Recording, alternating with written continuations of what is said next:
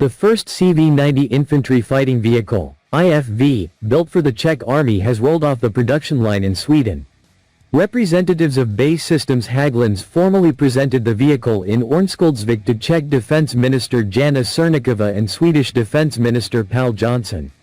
The Czech acquisition of the CV9030CZ Mk IV, widely used by NATO allies, replaces aging Soviet-era equipment and is intended to strengthen both national defense and alliance commitments.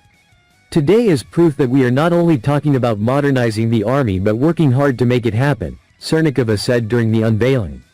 This is an important moment for the security of the Czech Republic.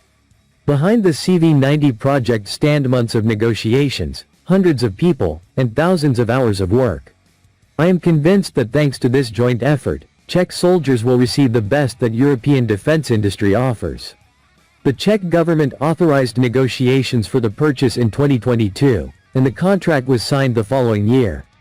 Production of the first batch began in Sweden, where 39 vehicles will be manufactured. Several of these will undergo testing before full deliveries begin. According to the plan, 207 additional vehicles will be assembled in the Czech Republic by the state-owned enterprise VOPCZ. The first vehicles are expected to arrive in 2026, with the bulk of deliveries scheduled between 2027 and 2030.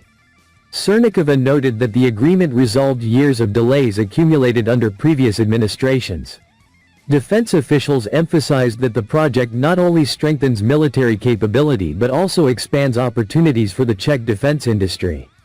Swedish representatives confirmed that local industry will contribute at least 40% of the total contract value. More than 20 Czech companies are expected to participate, including VOPCZ, Excalibur Army, VR Group, Ray Service, and Miopta.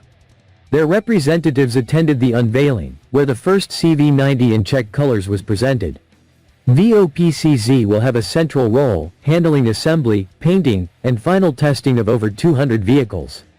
The company is also tasked with developing specialized versions, including a medical evacuation variant and an artillery observation platform. The CV90 will equip battalions of the Czech Army's 7th Mechanized Brigade.